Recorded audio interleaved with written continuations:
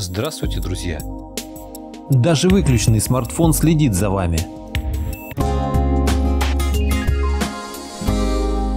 Ссылка на статью в описании. Автор статьи Иван Сычев. Недавно в СМИ разошелся интересный факт. При общении с репортером Wired сотрудник Facebook попросил отключить смартфон, чтобы соцсети было сложнее зафиксировать факт их общения. Для этого Facebook могли использовать спутниковую навигацию или микрофон. Хотя для предотвращения слежки достаточно было бы их отключить. Вероятно, в телефоне есть что-то еще, чего стоит бояться.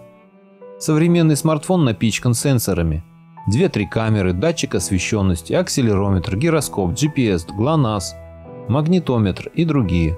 Как исследователи из НАСА, использующие для удаленного ремонта космических аппаратов датчики не по назначению, злоумышленники могут много узнать о владельце смартфона, получив доступ к одному или нескольким сенсорам.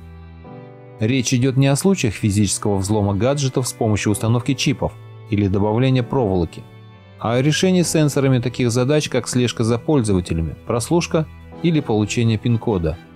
Акселерометр способен отслеживать перемещение устройства по 3 осям. Телефону он, в частности, помогает переворачивать изображение, ставить его вертикально или горизонтально в зависимости от положения устройства. В 2006 году датчик ускорения впервые появился в телефонах. Тогда это была модель Nokia 5520, в которой акселерометр помогал реализовывать спортивные функции, шагомер. Гироскоп впервые добавили в смартфон Apple, в iPhone 4. Сенсор позволяет управлять автомобилем в гоночных играх без нажатия стрелок и обеспечивает направление человека на отображаемой карте. За эти удобства приходится платить безопасностью. Злоумышленники, получив доступ к данным с одного или нескольких сенсоров, способны вытащить из них много полезного. Такой доступ получить легко. Зайдите, например, на определенную страницу со смартфона, и вы увидите, что JavaScript легко получает данные с гироскопа. То же самое возможно и с HTML5. Смартфоны на iOS и Android блокируются с помощью цифрового пин-кода, графического или отпечатка пальца.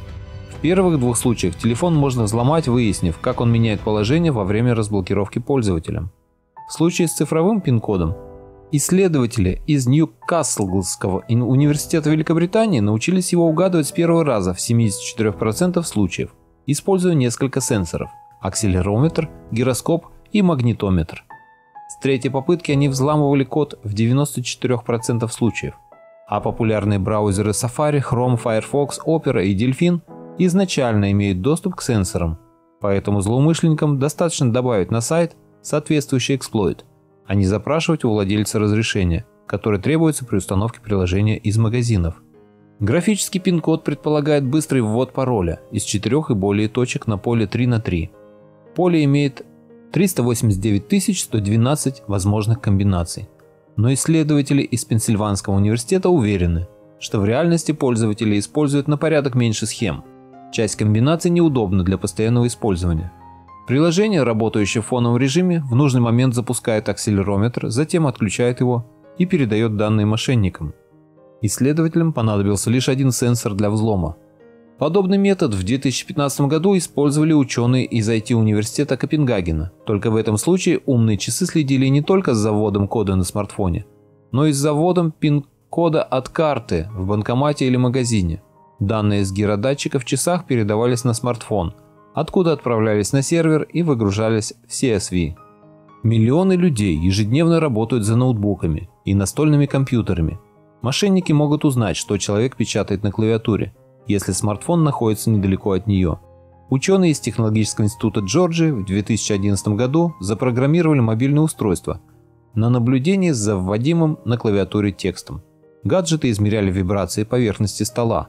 По словам ученых, процедура была непростой, но точность определения на тот момент составляла до 80%. Смартфон iPhone 3GS для такой работы не подходил, но отлично себя показал iPhone 4. Первый смартфон со встроенным гиродатчиком. Группа исследователей предприняла попытки использовать для слежки микрофон, более чувствительный сенсор. Акселерометр в итоге оказался предпочтительным способом, так как традиционно менее защищен системой. Разработанная учеными техника искала последовательные пары нажатия клавиш. Приложение узнает, в каком месте клавиатуры были нажаты клавиши, слева вверху и справа снизу, справа снизу и справа вверху, а также определяет расстояние для каждой пары клавиш. Затем оно сравнивает результаты с предварительно загруженным словарем. Метод работал со словами из 3 и более букв. Можно не только воровать данные с акселерометра, но и управлять с его помощью устройством, заставляя смартфон выполнять нужные мошенникам действия. Динамик за $5 помог взломать 20 акселерометров от 5 производителей с помощью звуковых волн.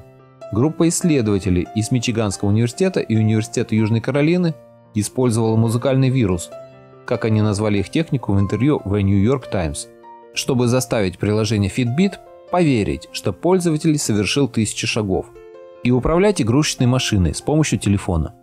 Целью исследователей стало создание софтовых решений для противодействия таким атакам. Поскольку гироскоп улавливает и звуковые колебания, его как жесткий диск компьютера можно использовать для скрытой прослушки. Ученые из Стэнфордского университета и специалисты из израильской оборонной компании «Рафаэль» нашли способ превратить гироскоп смартфона на Android в постоянно включенный микрофон. Они разработали приложение «Гирофон». Датчики многих устройств на Android улавливают вибрации от звука частотой от 80 до 250 Гц. Голос взрослого мужчины имеет частоту от 85 до 155 Гц, женщины от 165 до 255 Гц. Следовательно, гиродатчик способен слушать человеческую речь. Гироскоп iPhone использует частоту ниже 100 Гц, поэтому для тех же целей не подходит, но тем не менее может по отдельным словам помочь распознать пол говорящего. Точность инструмента в 2014 году была не очень высокой, даже до 64%. Слаженная работа нескольких датчиков в смартфоне и машинное обучение помогут отследить передвижение владельца устройства при выключенной спутниковой навигации. Иллюстрация ниже показывает, насколько точно определяет маршрут способ, предложенный группой исследователей из Института инженеров электротехники и электроники. Зеленым отмечен путь, который пользователь проехал на транспорте, оранжевым пройденный путь, а черным данные от GPS. Приложение PinMe сопоставляет информацию с сенсоров с открытыми данными. Сначала эксплойт получает информацию о последнем IP-адресе смартфона и подключении к Wi-Fi, чтобы определить начальную точку маршрута. Затем по направлению, скорости движения и периодичности остановок распознает разницу между ходьбой, ездой на автомобиле и общественном транспорте, полетами на самолете. Полученные данные PinMe сопоставляет с информацией из открытых источников.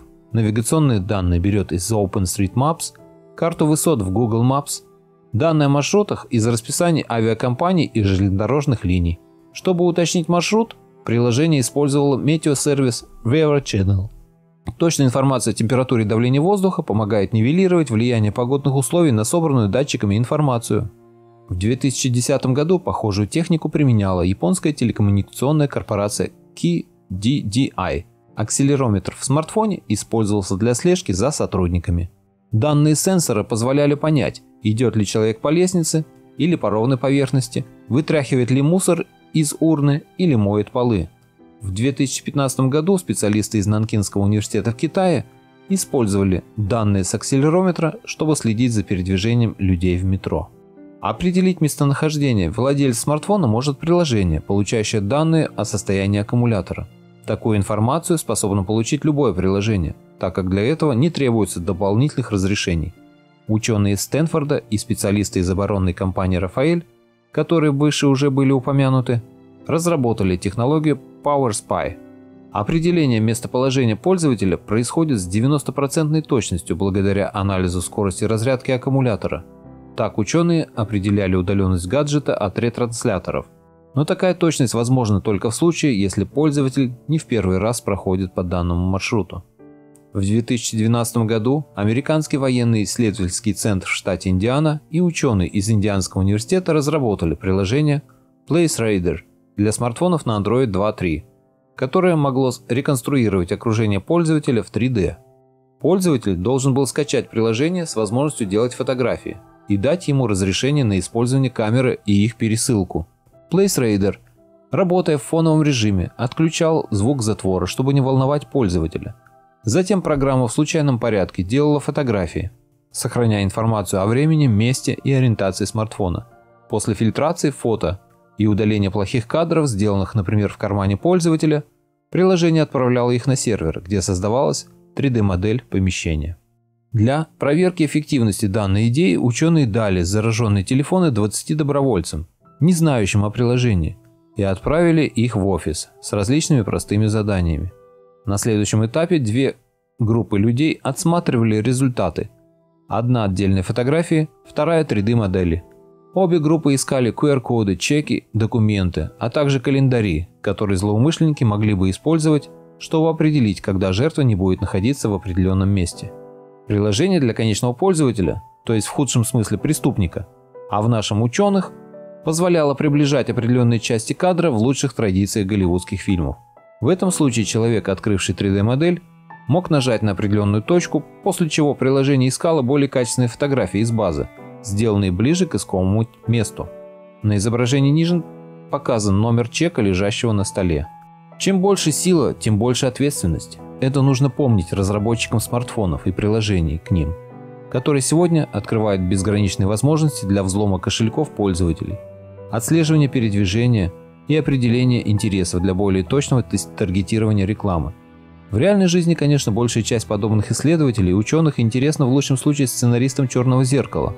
Настоящие хакеры периодически разрабатывают крутые способы отъема денег у населения, но не очень качественно их реализуют. Например, в феврале 2018 года они смогли загрузить майнер на правительственные сайты Великобритании, США и Канады, заставив зарабатывать для себя криптовалюту в течение 4 часов.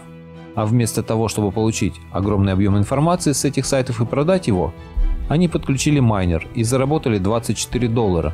Правда, после выяснения обстоятельств и эти деньги сервис майнинга им не выплатил. Вот такая интересная статья попалась мне сегодня, и я решил поделиться ею с вами. Надеюсь, вам было интересно. А если хотите не пропустить следующие мои выпуски, подпишитесь на мой канал и отметьте колокольчик. Всем спасибо за внимание. Буду рад вас видеть на своем канале снова.